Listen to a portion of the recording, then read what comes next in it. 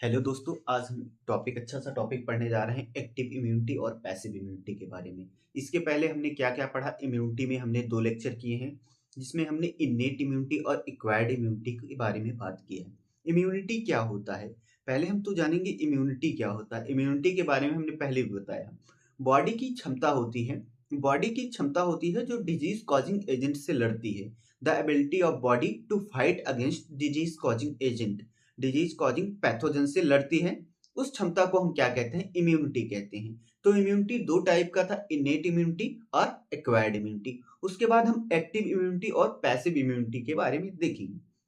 जब हम कहते हैं एक्टिव इम्यूनिटी और हम कहते हैं पैसिव इम्यूनिटी, एक्टिव इम्यूनिटी में बॉडी एक्टिवली इन्वॉल्व होती है, एंटीबॉडीज बनाती है। पैथोजन के रिस्पॉन्स में बॉडी एंटीबॉडी पैथोजन के रिस्पांस में एंटीजन के रिस्पांस में जब बॉडी एंटीबॉडी बनाती है तो उसको हम एक्टिव इम्यूनिटी कहते हैं। और जब एंटीबॉडी बाहर से दी जाती है, चाहे वो नेचुरली हो चाहे आर्टिफिशियली हो, उसको हम क्या कहते हैं, पैसिव इम्यूनिटी कहते हैं। तो आइए हम समझते हैं एक्टिव इम्यूनिटी और पैसिव इम्यूनिटी के बारे में। हमारी बॉडी है हमारी बॉडी है हमारी बॉडी पर क्या अटैक किया, पैथोजन पैथोजन अटैक किया। हमारी बॉडी पर क्या अटैक किया, पैथोजन अटैक किया। पैथोजन अटैक जब करेगा तो बॉडी पैथोजन से फाइट करने के लिए हमने क्या देखा था, आर्मी ऑफ ब्लड की आर्मी किसे कहा जाता है, एंटीबॉडीज। पैथोजन अटैक किया हमारी बॉडी पर, या कोई एंटीजन एंटीजन एंटीजन लिविंग भी हो सकता है और नॉन लिविंग भी हो सकता है। एंटीजन या पैथोजन लिविंग भी हो सकता है, नॉन लिविंग भी हो सकता है। पैथोजन जब अटैक करता है बॉडी पे, बॉडी क्या बनाती है, एंटीबॉडीज का फॉर्मेशन करती है। एंटीबॉडीज फॉर्मेशन करती है। जब बॉडी एंटीबॉडीज का फॉर्मेशन करती है, इस टाइप की इम्यून रिस्पांस को हम क्या कहते हैं, एक्टिव इम्यूनिटी कहते हैं। इस टाइप के इम्यून रिस्पांस को हम क्या कहते हैं, एक्टिव इम्यूनिटी कहते हैं। The body encounters the pathogen when इसको लिखना चाहे तो आप लिख सकते हैं, when the body encounters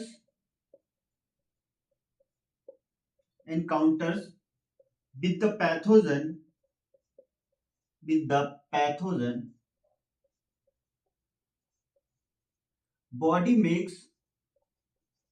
body forms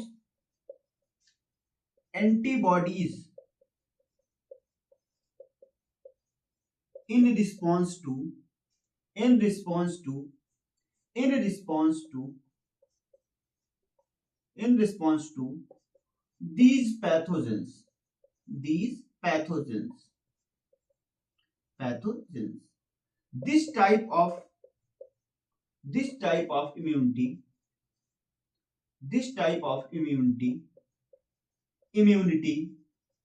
This type of immunity is known as active immunity. ऐसे टाइप की इम्यूनिटी को क्या कहते हैं, एक्टिव इम्यूनिटी कहते हैं। आप इतना लिखिए और समझिए। आप क्या देख रहे हैं, हमारी बॉडी है, बॉडी पे पैथोजन या एंटीजन ने अटैक किया। बॉडी उसके रिजल्ट में क्या बनाएगी, उससे फाइट करने के लिए क्या बनाएगी, एंटीबॉडीज बनाएगी। ऐसे टाइप का पैथोजन, ऐसी प्रक्रिया जहां बॉडी खुद एंटीबॉडीज का फॉर्मेशन करती है in response to attack of pathogen और antigen. When the body encounters with the pathogen, body forms antibodies in response to these pathogens. This type of immunity is known as active immunity. चाहे ये pathogen living हो चाहे non living हो, क्योंकि जब vaccine दिया जाता है तो बॉडी में वैक्सीन क्या होता है, किल्ड माइक्रोब्स ही होते हैं, किल्ड या एटीन्यूटेड असक्रिय माइक्रोब होते हैं जो बॉडी में दिए जाते हैं। बॉडी में रियल डिजीज जैसी कंडीशन कॉज की जाती है और इसकी मेमोरी क्रिएट हो जाती है। अगर दोबारा पैथोजन अटैक करता है तुरंत एंटीबॉडी उसको मार देती है। पहले इतना लिखिए, फिर हम एक्टिव इम्यूनिटी के बारे में और देखेंगे।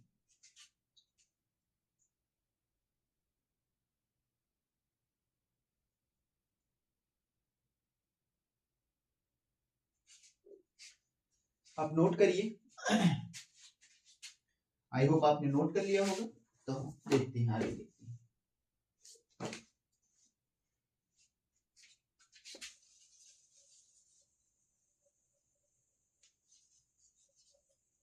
आगे देखते हैं हम।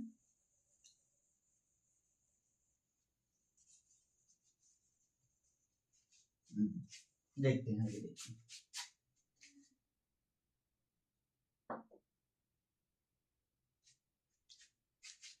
एक्टिव इम्यूनिटी क्या है, पहला पॉइंट लिखेंगे। Immunity, active immunity, active immunity, immunity develops due to attack of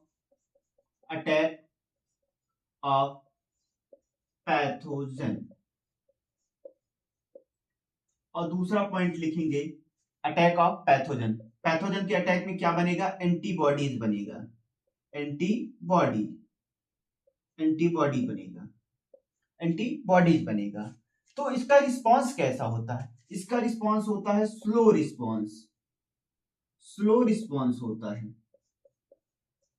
slow response क्यों होगा, क्योंकि बॉडी को टाइम लगेगा। बॉडी पर कोई पैथोजन अटैक करेगा, बॉडी उसके पैथोजन के खिलाफ एंटीबॉडी, एक स्पेसिफिक एंटीबॉडीज का फॉर्मेशन करेगा, तो उस प्रोसेस को होने में टाइम लगेगा। इसका रिस्पांस कैसा होता है, स्लो रिस्पांस होता है।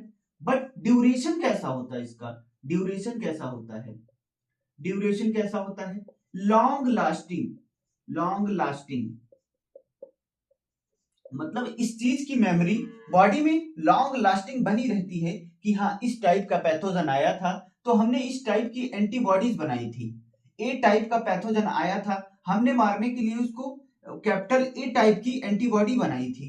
तो अगली बार अगर टाइप ए का पैथोजन आएगा तो हमें कैपिटल ए एंटीबॉडी हमने बनाई है इसके पास। इसमें क्या होता है, चौथा होता है क्रिएट मेमोरी सेल्स। तो आपको एक्टिव इम्यूनिटी में इतना पॉइंट लिखेंगे तो आपके लिए सफिशिएंट है। Active immunity develops due to attack of pathogen live हो सकते हैं और नॉन लिविंग हो सकते हैं। और स्लो रिस्पांस होता है, ड्यूरेशन इनका लॉन्ग लास्टिंग होता है।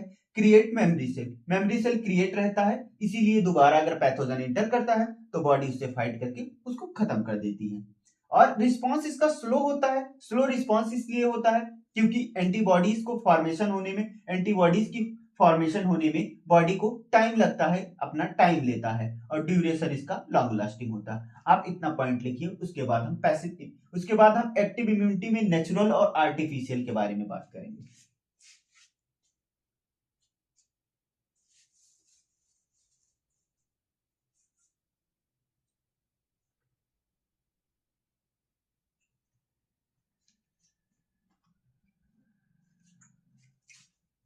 इसमें दो टाइप होगा, नेचुरल और क्या होगा इसमें, आर्टिफिशियल।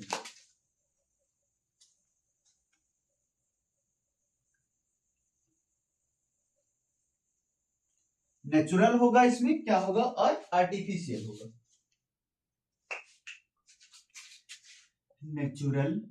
नेचुरल एक्टिव इम्यूनिटी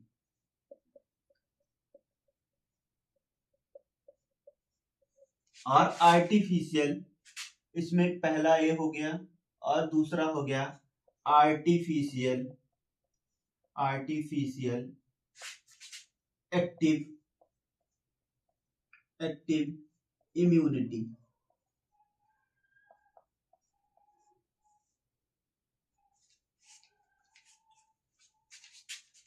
तो नेचुरल एक्टिव इम्यूनिटी कब डेवलप होती है, नेचुरल एक्टिव इम्यूनिटी कब डेवलप होती है, डेवलप्ड इन रिस्पांस टू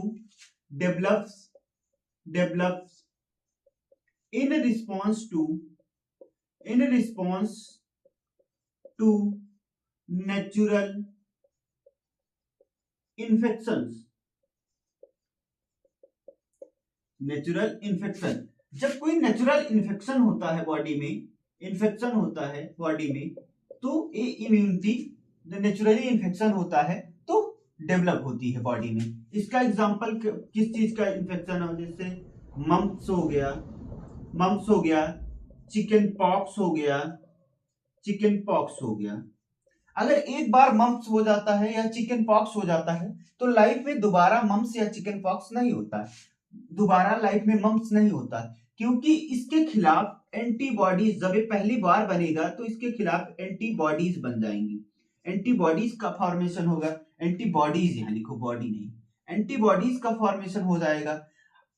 पहली बार मम्प्स के पैथोजन ने अटैक किया बॉडी में, तो बॉडी में क्या बन जाएगा, इसके खिलाफ एंटीबॉडीज बन जाएगी, और इसकी मेमोरी, बॉडी में इसकी मेमोरी सेल्स भी बन जाएंगी। अगर सेकेंड टाइम मम्प्स अटैक करेगा तो इसके खिलाफ पहले से एंटीबॉडीज बनी रहेंगी, तो सेकेंड टाइम इन्फेक्शन नहीं होगा आपको। सेकेंड टाइम वो इन्फेक्शन होगा तो फाइट करके एंटीबॉडीज उस मम्प्स के पैथोजन को मार देंगी। ऐसे चिकन पॉक्स में भी आपका होगा। तो नेचुरल एक्टिव इम्यूनिटी कब होती है, develops in response to natural infection, जैसे एग्जांपल में मम्प्स हो गया और चिकन पॉक्स हो गया। आपको इतना समझ में आना चाहिए, आप इतना नोट करिए, उसके बाद हम आर्टिफिशियल शुरू करते हैं। Develops in response to artificial injection of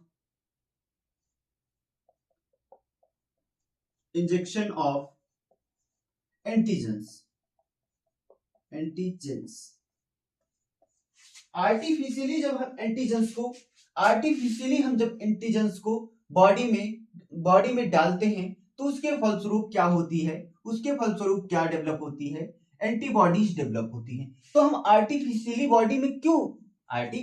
antigen को बॉडी में डालने का क्या मतलब है। जैसे आपने पोलियो का वैक्सीन क्या होता है, पोलियो का जो वायरस होता है, पोलियो के वायरस को ए लिविंग फॉर्म में भी होता है, जो पीने वाला आई ड्रॉप होता है। पोलियो के 2 आई ड्रॉप आते हैं, एक इंजेक्शन वाला, एक पीने वाला जो होता है वो लिविंग, यही सेम वायरस, लिविंग वायरस को हमें पिलाया जाता है, तो बॉडी इसके खिलाफ एंटीबॉडीज का फॉर्मेशन कर लेती है, एंटीबॉडीज का फॉर्मेशन कर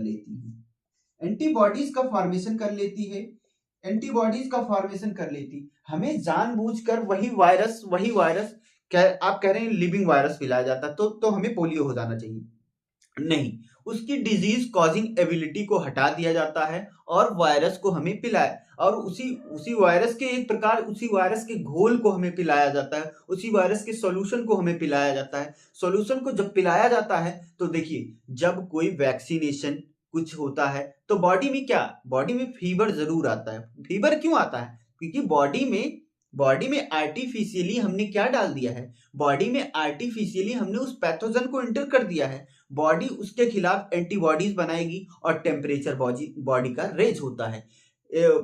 टीका लगने के बाद, वैक्सीनेशन लगने के बाद मोस्टली 99% चांस है आपको फीवर आने की, आपको या छोटे बच्चों में भी देखते होंगे फीवर आने के चांस है। तो जब पोलियो को ड्रॉप पिलाया गया, पोलियो को ड्रॉप के फलस्वरूप क्या हुआ, बॉडी में एंटीबॉडीज बनी। अगर फर्दर पोलियो का वायरस अटैक करेगा, कहां, बॉडी पर अटैक करेगा, तो क्या इसके खिलाफ पहले से एंटीबॉडीज बनी हैं, तो एंटीबॉडीज पोलियो के वायरस से फाइट करेंगी। तो इसी प्रकार develops in response to artificial injection of antigens को आर्टिफिशियली इंजेक्ट किया जाता है। इसका एग्जांपल में आप पोलियो का वायरस नहीं लिखेंगे, इसके एग्जांपल में आप क्या लिख देंगे कि वैक्सीनेशन जो होती है,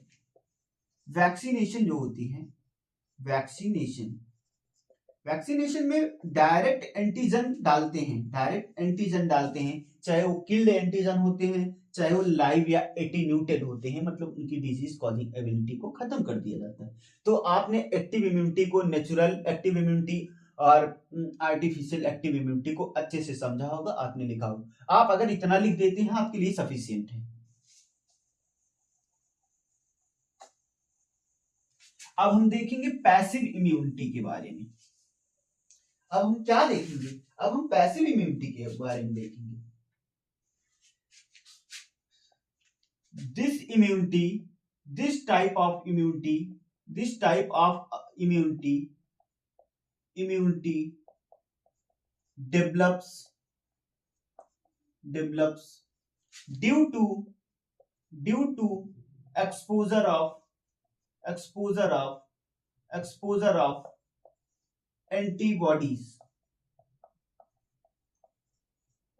मतलब इसमें बॉडी पैसिवली, इसमें बॉडी को मेहनत नहीं करना पड़ता है, पहले से बनी हुई एंटीबॉडी इसको मिलती है। जब पहले से बनी हुई एंटीबॉडी इसको मिलेगी, इस this type of immunity develops due to the exposure of antibodies. Passive immunity कब डेवलप होती है, जब बॉडी को एंटीबॉडीज मिलता है। एंटीबॉडी मतलब जब बॉडी में एंटीबॉडी पहले से प्री फॉर्म एंटीबॉडी इंजेक्ट किया जाता है, चाहे नेचुरली हो चाहे आर्टिफिशियली हो। तो एक्टिव इम्यूनिटी में क्या होता है, एक्टिव इम्यूनिटी में बॉडी एक्टिवली इन्वॉल्व होकर क्या करती है, एंटीबॉडीज का फॉर्मेशन करती है। पैसिव इम्यूनिटी में बॉडी एक्टिवली इन्वॉल्व होकर एंटीबॉडी का फॉर्मेशन नहीं करती है। तो इसका क्या होता है, इसमें क्या मेमोरी सेल होगा, अगर इसमें पहले से ही एंटीबॉडी डाला जा रहा है, क्या इसमें मेमोरी सेल होगा, मेमोरी एब्सेंट। ड्यूरेशन कैसा होगा, ड्यूरेशन होगा इनका शॉर्ट ड्यूरेशन होगा। मतलब एक टाइम तक एंटीबॉडीज रहेंगी, उसके बाद एंटीबॉडीज खत्म हो जाएंगी।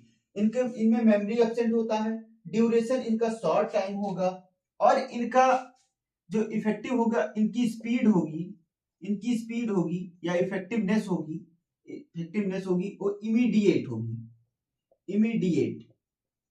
इमीडिएट या फास्ट एक्टिंग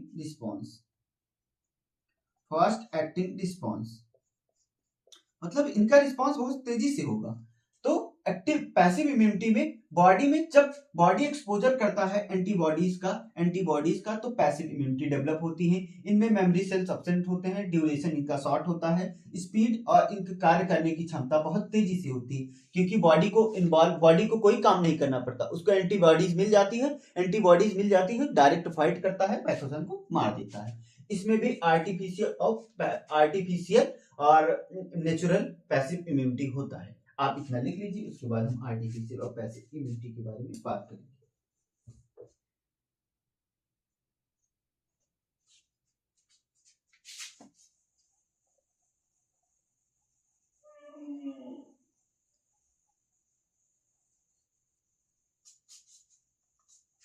पहले हम बात करेंगे आर्टिफिशियल के बारे में। पहले हम बात करेंगे आर्टिफिशियल पैसिव, आर्टिफिशियल नहीं, पहले नेचुरल ही देख लेते हैं। Natural passive immunity. Natural passive immunity में क्या, नेचुरली एंटीबॉडीज मिलनी चाहिए, develops due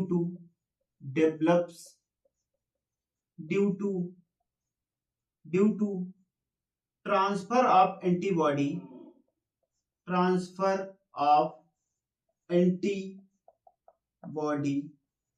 naturally, develops due to transfer of antibodies naturally. अब भाई नेचुरली एंटीबॉडीज कैसे ट्रांसफर होगी, तो इनिशियल मिल्क जो होता है, मदर का इनिशियल मिल्क जो होता है, mother's initial milk of mother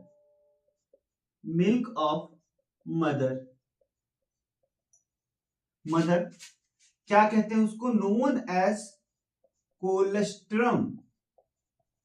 इसमें क्या होता है, कोलेस्ट्रम जो होता है एंटीबॉडी IgA, इसको IgA मतलब एंटीबॉडी ए से कोलेस्ट्रम, एंटीबॉडी ए से इनरिच होता है, रिच इन कोलेस्ट्रम। कोलेस्ट्रम जो होता है किसमें, rich in antibody A, IgA। तो IgA तो initial milk of mother develops due to transfer of antibody naturally, मतलब मदर से बेबी में बेबी मिल्क सक कर रहा है, मिल्क सक कर रहा है, तो इसमें क्या ट्रांसफर हो रहा है, इम्यूनो एंटीबॉडी ए ट्रांसफर हो रहा है, तो ये नेचुरली ट्रांसफर हो रहा है। तो इसलिए इनिशियल, पहला एग्जांपल हो गया initial milk of mother known as colostrum, जो मिल्क सक होता है। तो इसमें क्या होता है, रिच इन इम्यूनोग्लोबिन ए, तो बेबी में जो कि ट्रांसफर होता है, तो नेचुरली एंटीबॉडी ट्रांसफर होता है, तो इसीलिए नेचुरल पैसिव इम्यूनिटी का एग्जांपल है।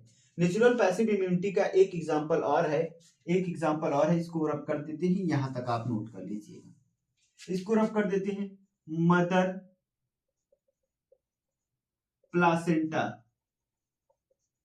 मदर प्लासेंटा से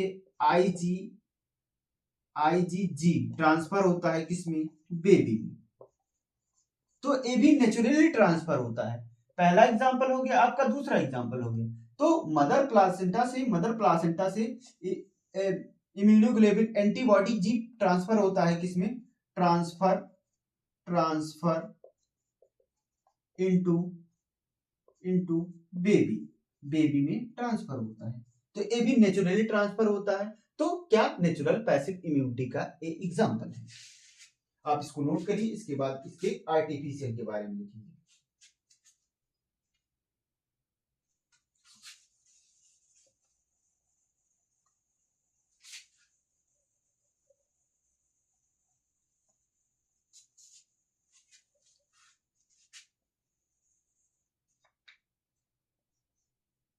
artificial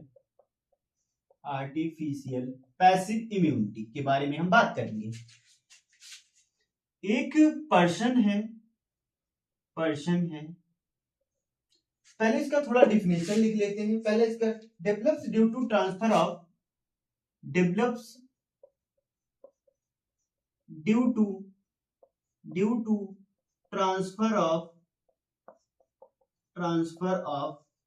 antibodies artificially, antibody develops due to transfer of antibodies or preformed antibodies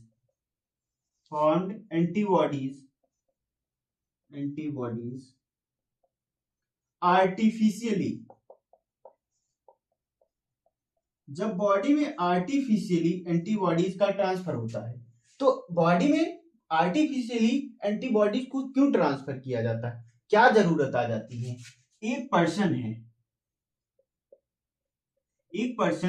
person को क्या हुआ, स्नेक बाइट किया,